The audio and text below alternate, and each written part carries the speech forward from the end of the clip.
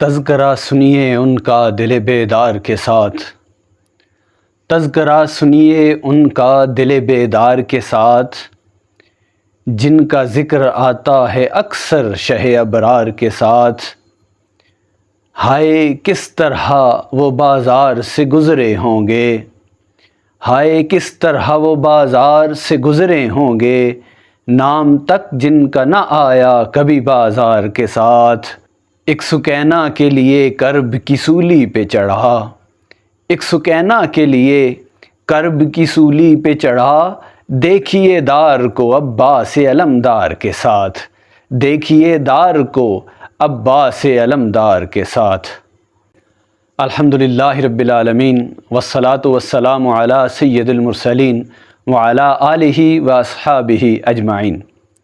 دوستو، محرم الحرام کا مبارک مہینہ اور عقیدت بھرا مہینہ چل رہا ہے۔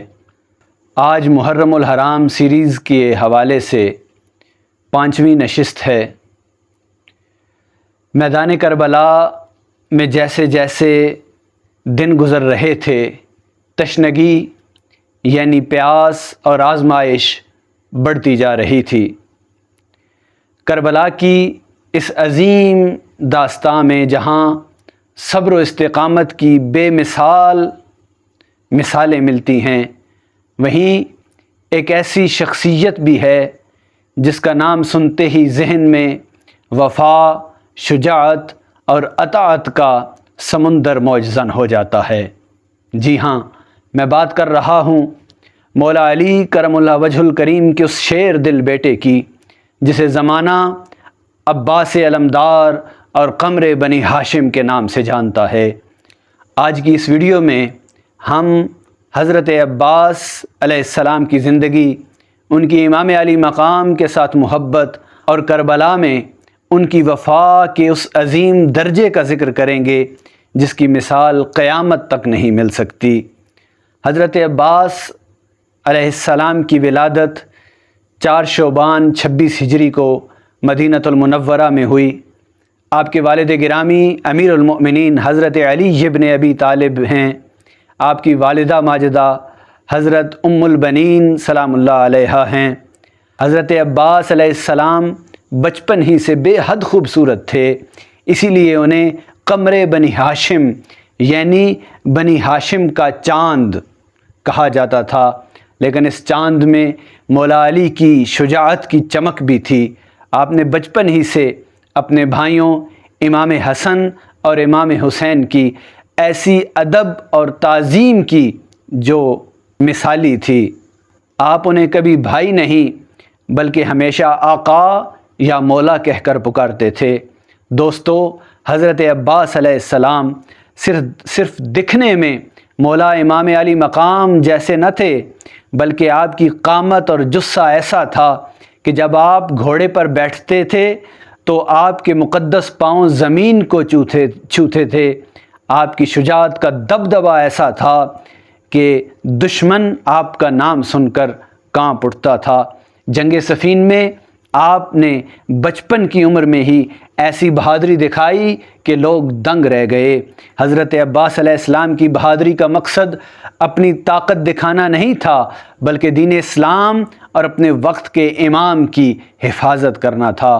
کربلا کے میدان میں جب حسینی قافلے پر پانی بند کر دیا گیا اور معصوم بچے پیاس سے بلک رہے تھے، اس وقت امام علی مقام نے اپنے لشکر کا سب سے عظیم عہدہ یعنی علمداری، فوج کا پرچم اٹھانا حضرت عباس کو سونپا۔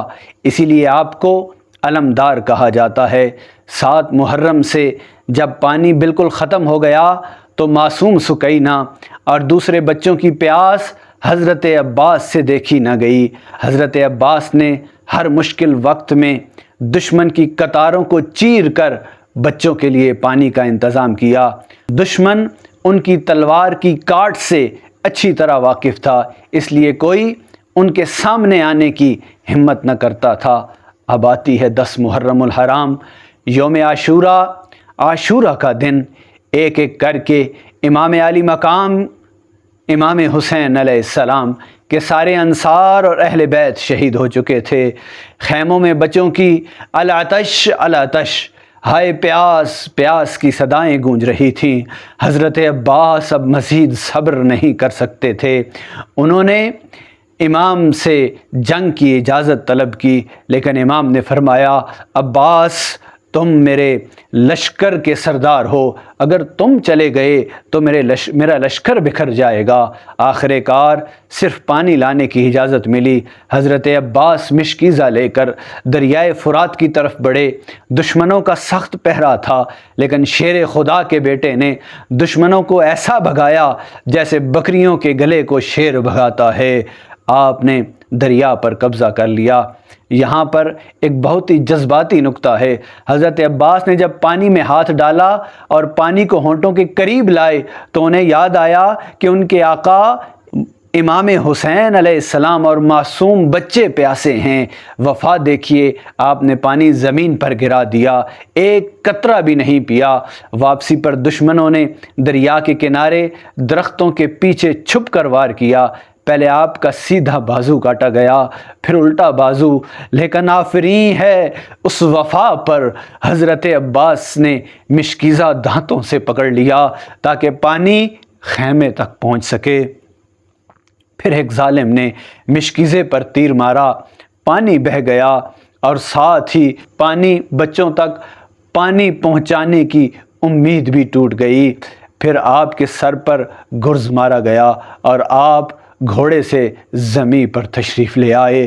جب امام علی مقام امام حسین علیہ السلام ان کی لاش پر پہنچے تو آپ کی کمر ٹوٹ چکی تھی۔ امام نے فرمایا اب میری کمر ٹوٹ گئی اور میری تدبیر ختم ہو گئی۔ حضرت عباس سلمدار نے امام علی مقام کی گود میں آخری سانس لی۔ دوستو، حضرت عباس سلمدار علیہ السلام کی زندگی ہمیں یہ سکھاتی ہے کہ وفا کیا ہوتی ہے، اپنے لیڈر اور اپنے امام کی اطاعت کیسے کی جاتی ہے۔